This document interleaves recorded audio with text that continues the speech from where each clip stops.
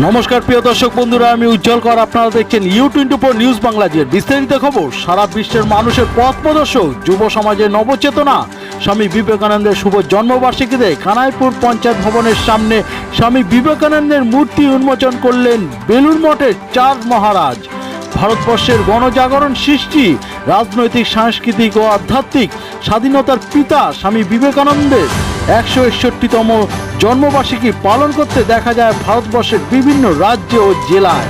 ভারতবর্ষের মানুষের নবজাগরণ স্বামী বিবেকানন্দের শুভ জন্মবার্ষিকীতে কানাইপুর পঞ্চায়েতের উদ্যোগে কানাইপুর পঞ্চায়েত ভবনের সামনে স্বামী বিবেকানন্দের মূর্তির উন্মোচন করতে বেলুড় মঠ থেকে আসেন ৪ মহারাজ এবং উপস্থিত ছিলেন বিধায়ক তথা জেলার সভাপতি অরিন্দম ভুঁই, ছিলেন জেলা পরিষদের সদস্য ও শ্রীরামপুর উত্তরপাড়া ব্লক তৃণমূল কংগ্রেসের সভাপতি নিখিল চক্রবর্তী, ছিলেন কানাইপুর গ্রাম পঞ্চায়েতের প্রধান কণিকা ঘোষ, ছিলেন কানাইপুর গ্রাম পঞ্চায়েতের উপপ্রধান ভবেশ ঘোষ, ছিলেন শ্রীরামপুর পঞ্চায়েত সমিতির সদস্যা ও কর্মদক্ষ তৃপ্তি কর্মকার, ছিলেন তৃণমূল মহিলা কংগ্রেসের সভানেত্রী কেতুকী দত্ত এবং উপস্থিত ছিলেন সকল সম্মানীয় ব্যক্তিবর্গরাও। সকলে পুষ্পমালা ও পুষ্পগুচ্ছ স্বামী বিবেকানন্দের প্রতিকৃতির সামনে দিয়ে শ্রদ্ধা জানান এবং উপস্থিত ছিলেন সকল সম্মানীয় ব্যক্তিবর্গরাও। সকলে পুষ্পমালা ও পুষ্পগুচ্ছ স্বামী বিবেকানন্দের প্রতিকৃতির উপর দিয়ে শ্রদ্ধা জানান এবং কানাইপুর পঞ্চায়েত ভবনের সামনে সকল মহান ব্যক্তিদের প্রতিকৃতি ও স্বামী বিবেকানন্দের প্রতিকৃতি সকল মানুষের দৃষ্টি আকর্ষণ করলেন। স্বামী বিবেকানন্দের জন্মবার্ষিকীতে ব্লক সভাপতি নিখিল চক্রবর্তী কি বললেন শুনে নেব।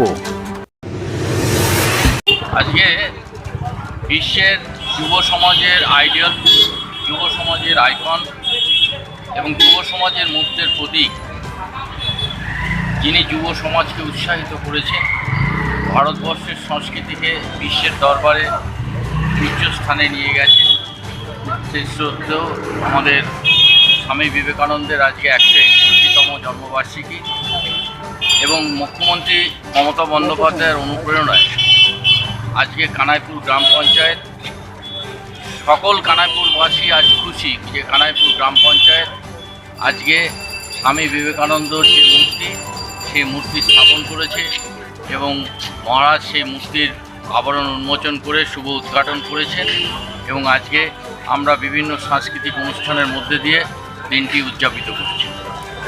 এই যে আজকে যে দিবস যে পালন হলো, একটা যুব দিবস, এখান থেকে আপনি কি বার্তা দেবেন পুরো রাজ্যের পুরো যুবকদের জন্য?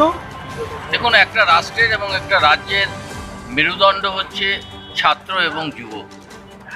কারণ আজকে যারা বয়সে উপনীত হয়েছে, আজকে মমতা বন্দ্যোপাধ্যায় বা আমাদের যারা মন্ত্রী বা যারা বিধায়ক বা যারা রয়েছেন, তারা কোনো এক সময় ছাত্র ছিলেন, কোনো এক সময় তারা যুব বা যুবা ছিলেন। আজকে যারা আজকে ছাত্র রয়েছে তারা কিছুদিন পর তারা যুবক হবে এবং তাদের যৌবন প্রাপ্তিতে তারা যুব সমাজের হয়ে তারা দেশের যে রাষ্ট্র তার হাল ধরবে এবং দেশকে এগিয়ে নিয়ে যাবে। এক সময় দেখা গিয়েছিল কিছুদিন আগে, যেখানে স্বামী বিবেকানন্দের কিছু বাণী নিয়ে তাকে অশ্রদ্ধাও করা হয়েছিল, এরকম একটা দাবি ছিলেন। আর তাদের বিরুদ্ধে আজকে কী বলবেন? আজকে ভারতীয় জনতা পার্টি এমন একটা সংস্কৃতি, অপসংস্কৃতি ভারতবর্ষে নিয়ে আসছে যে আজকে হয়তো স্বামী বিবেকানন্দর আত্মা কষ্ট পাচ্ছে, মহাত্মা গান্ধীর আত্মা কষ্ট পাচ্ছে। আজকে যে ভারতবর্ষ বৈচিত্র্যের মধ্যে এক ঐক্য, অর্থাৎ বিভিন্ন সম্প্রদায়, বিভিন্ন ভাষাভাষী মানুষ, বিভিন্ন বর্ণের, বিভিন্ন ধর্মের মানুষ একসাথে একই মালার মতো ভারতবর্ষে বসবাস করছে, আজকে তা ভেঙে চুরে দিয়েছে এই ভারতীয় জনতা পার্টির সরকার। তো তারা কাউকে মানে না। আপনাদের মনে আছে যে স্বরাষ্ট্রমন্ত্রী অমিত শাহ 2019 সালের যখন র্যালি করেছিল, বিদ্যাসাগরের মূর্তি ভেঙে দিয়েছিল। আজকে বাঙালির আজকে আবেগ বিদ্যাসাগর, ঈশ্বরচন্দ্র বিদ্যাসাগর, সেই মূর্তি যারা ভেঙে দিয়েছে তাদের কাছ থেকে তো আর সংস্কৃতি কিছু আশা করা যায় না। তাই আমরা এর বিরুদ্ধে প্রতিবাদ করেছি, আজও করছি এবং বাংলার মানুষ সচেতন। বাংলার মানুষ 2021 সালে বুঝিয়ে দিয়েছে যে বাংলার সংস্কৃতিকে নষ্ট করা যাবে না, সাম্প্রদায়িক বিভাজন করা যাবে না, মন্দির মসজিদে বিভাজন করা যাবে না। কানাইপুর গ্রাম পঞ্চায়েতের উপপ্রধান ভবেশ ঘোষ কি বললেন সরাসরি শুনে নেব। দর্শক বন্ধুরা, আপনারা জানতে ও দেখতে অবশ্যই চোখ রাখুন উজ্জ্বল করে রিপোর্ট U24 নিউজ বাংলা।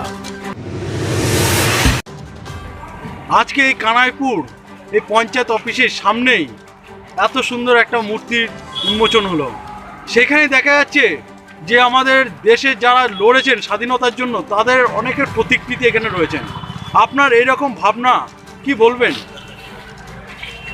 দেখুন, আমরা যদি এই মনীষীদের কথা ভুলে যাই, আমাদের মানুষ জীবনে বেঁচে থাকারই তো অর্থহীন হয়ে যায়। এনাদের আদর্শ, এনাদের মানে যে পথ চলা শিখিয়েছে, এনাদের আদর্শ নিয়েই আমাদের জননেত্রী যে আমাদের যে শিক্ষা দিচ্ছে, সেটাই আমাদের আগামী দিনে এগিয়ে যাওয়ার পর।